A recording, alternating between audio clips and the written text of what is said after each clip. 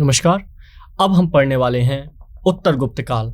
जैसा कि आपने पढ़ा कि 275 से लेके 550 ईसा तक गुप्त काल था। गुप्त काल ने बहुत ही एक संगठित साम्राज्य का निर्माण किया और पूरा केंद्रीकरण रखा, पूरे भारत देश को, लगभग भारत साम्राज्य को एक कर दिया।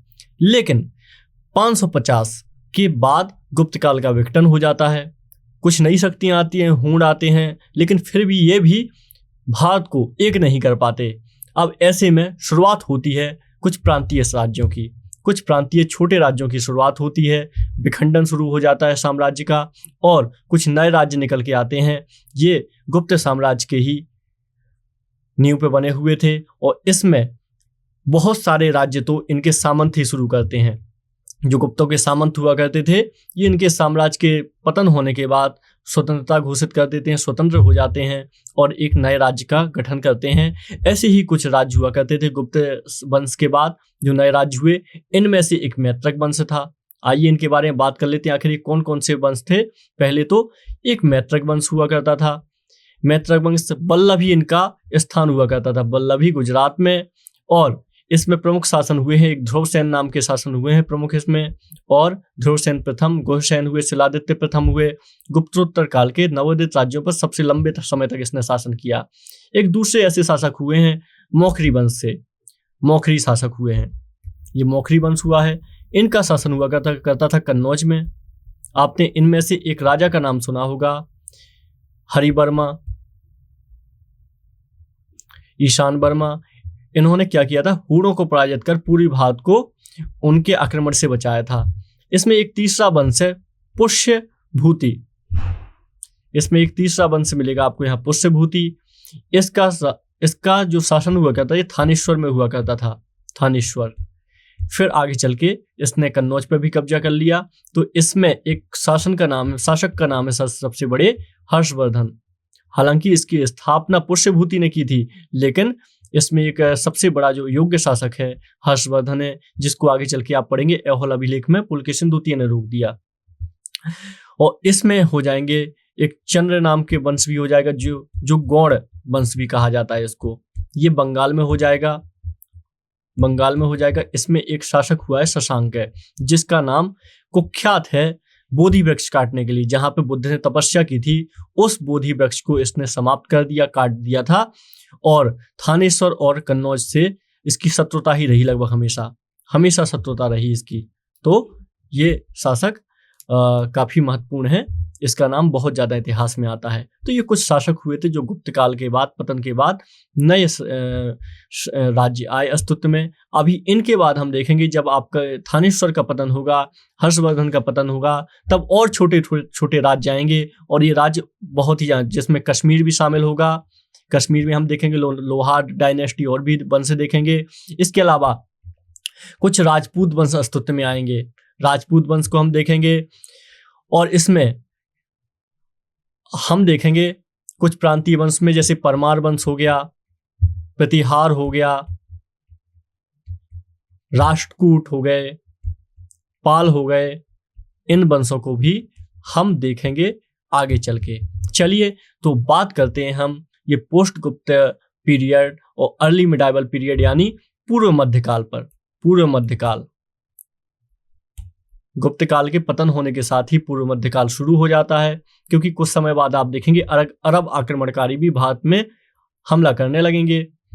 तो पूर्व मध्यकाल शुरू हो जाता है। उत्तर गुप्त काल भी, इसके दो भाग हैं, एक उत्तर गुप्त काल है,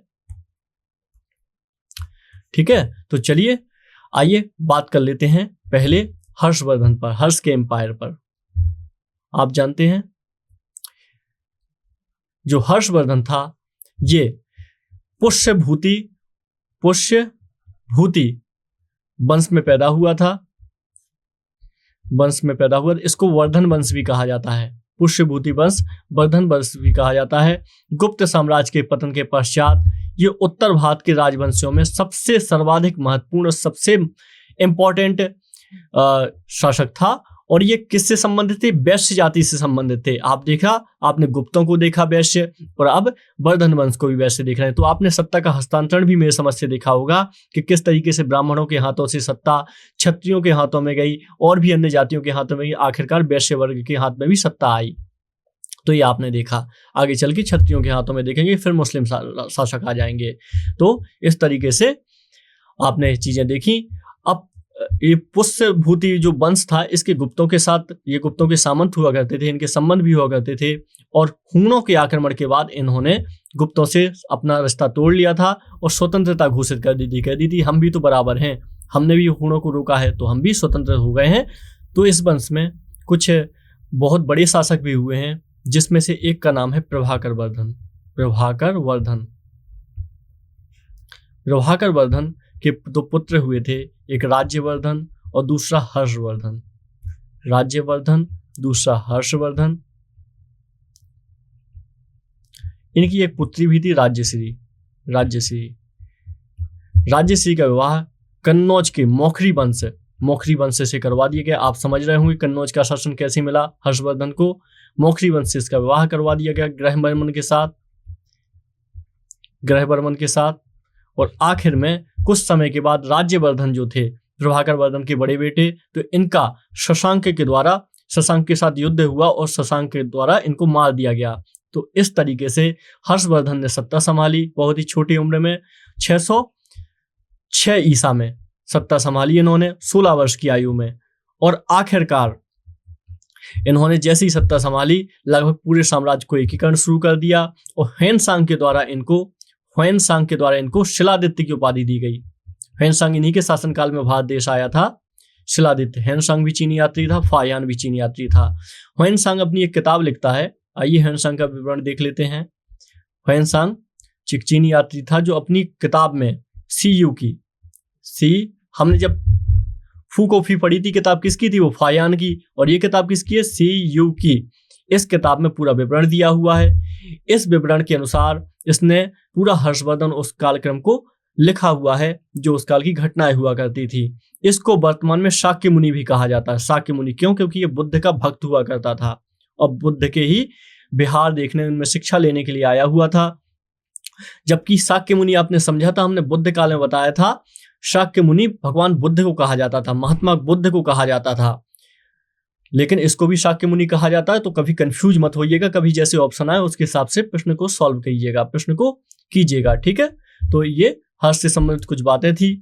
और इसके शासनकाल की बात करें हर्ष के, तो सबसे पहले तो इसने गौड़ शासक शशांक को पराजित किया और कन्नौज पर अधिकार कर लिया, क्योंकि उस समय कन्नौज में शशांक का राज हो गया था। तो कन्नौज को इसने कन्नौज पर अधिकार कर लिया और आखिरकार इसको राजधानी बना ली। क्यों कन्नौज पे ही शासन किया? और कन्नौज पे सब लोग शासन क्यों करना चाहते थे? क्योंकि आगे चल के आप पढ़ेंगे पाल प्रतिहार और राष्ट्रकूट का संघर्ष पढ़ेंगे कन्नौज को लेकर। क्योंकि गंगा यमुना के दोआब में हुआ करता था। आप जानते हैं गंगा यमुना के दोआब का होने का मतलब है एक बहुत ही उर्वरक भूमि, बहुत ही उपजाऊ भूमि अपने हाथ लगना, और इसमें बहुत सारी अच्छी फसल हुआ करती थी। इससे क्या है, राजस्व ज्यादा आया करता था और हर कोई चाहता था कि राजस्व ज्यादा आए। इसलिए कन्नौज को लेके हमेशा लड़ाई चलती रही। आप देखेंगे ये आपको जो कन्नौज का संघर्ष है ना, ये आपको आगे मुस्लिम शासक मोहम्मद बिन तुगलक और भी अलाउद्दीन और भी आगे समय में देखने को मिलेगा। हालांकि तब तो एकीकृत साम्राज्य की स्थापना कर दी थी मुस्लिम शासकों ने, तब बहुत समस्या नहीं थी, संघर्ष नहीं होगा। लेकिन इसको कन्नौज की जो पृष्ठभूमि है, इसको लेके सब लोग उत्साहित आपको मिलेंगे। तो कन्नौज का कारण यह था क्योंकि ये गंगा यमुना का दोआब था, उपजाऊ मिट्टी कारण ये क्षेत्र अच्छी पैदावार देता था, इसलिए सब लोग संघर्ष करते रहे इसको लेके। तो आखिरकार इसने कुछ उपाधियां भी धारण की हैं जो हर्षवर्धन ने। इसने परम भट्टारक, महाराजाधिराज, परम माहेश्वर जैसी उपाधियां धारण की और विकेंद्रीकरण को भर दिया जो खाली हुआ था गुप्तों के काल में। चलिए आगे बात करते हैं। तो गुप्त के साम्राज्य, इसके साम्राज्य की बात कर लेते हैं। तो इसने साम्राज्य का विस्तार कैसे किया? लगभग इसने पूरे उत्तर भारत पे कब्जा कर लिया। लेकिन जब हम जानते हैं यहाँ अमरकंटक है, अमरकंटक से नर्मदा निकलती है जो अरब सागर में गिरती है। जब ये नर्मदा के नीचे आया ना, तो यहाँ पे चालुक्य राजा का शासन हुआ करता था। एक पुलकेशिन द्वितीय नाम के राजा हैं, बहुत ही अच्छे राजा हुए हैं, बहुत ही वीर राजा हुए हैं। पुलकेशिन द्वितीय ने इनको रोक दिया और आखिरकार हर्ष और इनके बीच में युद्ध हुआ। और ऐहोल अभिलेख से हमें पता चलता है के जो हर्षवर्धन थे ये पराजित हो गए और आखिरकार इन्होंने अपना साम्राज्य उत्तर भारत ही रखा और दक्षिण भारत में पुलकेशिन द्वितीय का ही साम्राज्य रहा। तो ये काफी इंपॉर्टेंट है, ठीक है, याद रखिएगा। चलिए आगे बात करते हैं। अगर यहाँ पे हर्ष के प्रशासन की बात करें तो हर्ष ने एक बहुत ही सुगठित प्रशासन का निर्माण किया। इसने एक अच्छे मंत्री भर्ती किए और एक चतुरंगिणी सेना की स्थापना की इसने। तो ये हर्षकालीन प्रशासन भी एक बहुत बड़ी विशेषता थी। इसका उल्लेख खुद ह्वेनसांग ने किया हुआ है अपने ग्रंथ में। चतुरंगिणी कहा है हर्षवर्धन की सेना को ह्वेनसांग ने। तो याद रखिएगा, ये काफी इंपॉर्टेंट बात थी। बाकी न्याय व्यवस्था का सर्वोच्च अधिकारी खुद सम्राट हुआ करता था। ह्वेनसांग ने इसका वर्णन किया हुआ है। और इस काल में राज्य को सर्वाधिक आय भूमि से होती थी, यानी भूमि आय का सर्वाधिक बड़ा साधन हुआ करता था। ये भौगिक नाम का एक अधिकारी हुआ करता जो कर वसूलने और पुस्तपाल जमीन का हिसाब रखने के लिए जाने जाते थे। ये अधिकारी हुआ करते थे। हर्ष और बौद्ध धर्म की बात करें हम तो हर्ष ने बौद्ध धर्म की जो महायान शाखा है इसको काफी राजाश्रय दिया। महायान शाखा को काफी इसने सहायता की। तो इस काल में जो नालंदा महाविद्यालय था, नालंदा महाविद्यालय ये शिक्षा का मुख्य केंद्र हुआ करता था जो बौद्ध धर्म की शिक्षा थी। तो इसको भी काफी उसने आश्रय दिया और काफी विकास किया, इसका विस्तार किया। तो इसके काल में दो ही विशाल केंद्र हुआ करते थे। एक तो अगर हम बात करें तो प्रयागराज हुआ करता था और दूसरा केंद्र हुआ करता था कन्नौज हुआ करते थे। शिक्षा के दो प्रमुख केंद्र हुआ करते थे, ऐसे ही याद रखिएगा। बाकी इस समय के साहित्य की अगर हम बात करें तो अगर इस समय के हम साहित्य की बात करें तो साहित्य के मामले में हर्षवर्धन खुद ही एक बहुत बड़ा साहित्यकार था। हर्ष ने प्रियदर्शिका,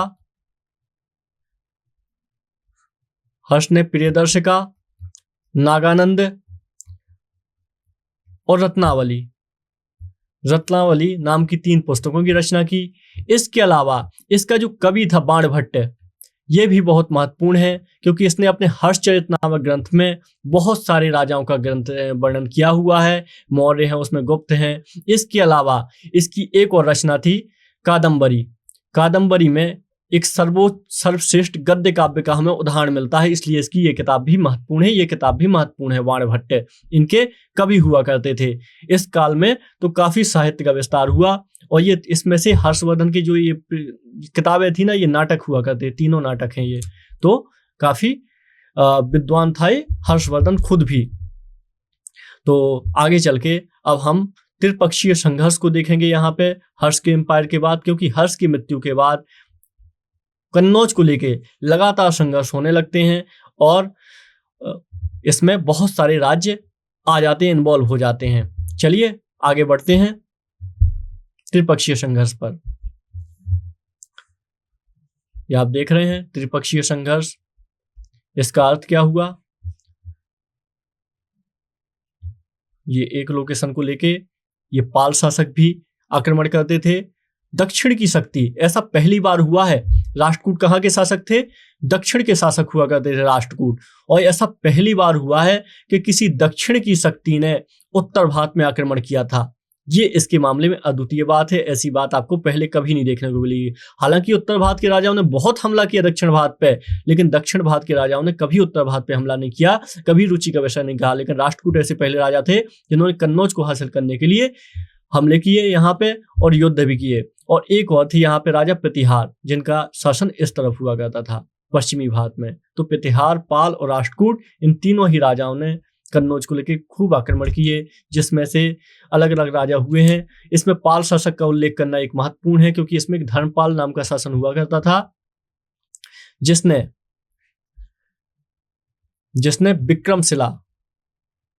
विक्रमशिला नामक एक विश्वविद्यालय की स्थापना की जो बौद्ध धर्म से संबंधित था। इसके अलावा जो साउथ ईस्ट के शासक हैं, मतलब दक्षिण पूरब के शासक हैं, यहाँ पे इंडोनेशिया में हुआ करते थे, बौद्ध हुआ करते थे ये, तो इनको एक जमीन भी दान दी थी और बौद्ध विहार बनाने के लिए धर्मपाल ने। तो इसके लिए इसका काफी उल्लेख मिलता है, तो आपके लिए महत्वपूर्ण है ये। और भी बहुत सारे शासक हुए यहाँ पे। इसमें कुछ महत्वपूर्ण शासकों में आप गोपाल का नाम ले सकते हैं। गोपाल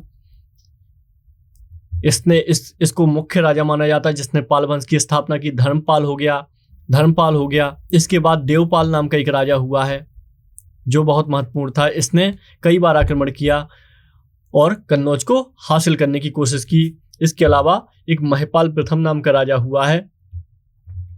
ये सब कन्नौज के युद्ध में काफी ज्यादा इन्वॉल्व रहे हैं, तो ये सब महत्वपूर्ण है आपके लिए, ठीक है। और देवपाल तो बहुत ही ज्यादा महत्वपूर्ण है क्योंकि इसने कन्नौज को जीत भी लिया था। इसके शासनकाल में एक अरब यात्री था सुलेमान, ये भारत आया हुआ था, इसलिए इसका जिक्र और भी ज्यादा महत्वपूर्ण है। ये बंगाल के आसपास जो एरिया था यहाँ पे इनका शासन हुआ करता था। इसके बाद में पाल वंश के पतन के बाद यहाँ पे एक सेन वंश की नींव पड़ती है। यहाँ पे सेन वंश की स्थापना होती है, ठीक है, याद रखिए ये सारी बातें। चलिए आगे बात करते हैं, राष्ट्रकूटों पे बात करते हैं। तो पहले हम प्रतिहार वंश की बात कर लेते हैं। तो जैसा कि हम जानते हैं पाल, प्रतिहार और राष्ट्रकूटों का शासन रहा है। इसमें एक मुख्य शासक हुआ है नागभट्ट प्रथम हुआ है। इसने अरबों तक से लोहा लिया था। इसमें वत्सराज हुए हैं, मेहर भोज प्रथम हुए हैं। मेहर भोज आप याद रखिएगा, 2 भोज हुए हैं, एक परमार शासक हुए हैं राजा भोज और एक हुए हैं मेहर भोज प्रथम। तो ये मेहर भोज और राजा भोज दोनों अलग अलग हैं। मेहर भोज हैं प्रतिहार शासक गुर्जर प्रतिहार वंश के और राजा भोज हैं परमार वंश के। इनका मध्य प्रदेश में शासन हुआ करता था परमार वंशीय का, ठीक है। ये 2 राजा हुए हैं, कंफ्यूज मत होइएगा।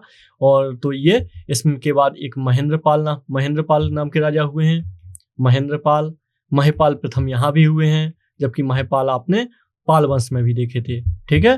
तो ये कुछ वंश है जो संबंधित है प्रतिहार वंश से। इन्होंने सबने कन्नौज पर अधिकार करने के लिए लगातार प्रयास किया। और सबसे बड़ी बात प्रतिहार शासकों की है कि इन्होंने जो पश्चिम से आक्रमण हुआ करते थे भारत में, इन पश्चिमों को आक्रमण को रोका। ये इसमें इनकी सबसे बड़ी भूमिका रही है प्रतिहार शासकों की। चलिए आगे बढ़ते हैं, बात करते हैं और वंशों पर। तो आइए अब बात करते हैं हम राष्ट्रकूट वंश की। तो राष्ट्रकूट भी एक बहुत ही महत्वपूर्ण वंश था और इन्होंने जो दक्षिण भारत था, जिसमें महाराष्ट्र का आप क्षेत्र देख सकते हैं, इस पे काफी अच्छे तरीके से इन्होंने शासन बनाया हुआ था, आधिपत्य दिया। और ये बड़ी सहिष्णु शासक हुआ करते थे।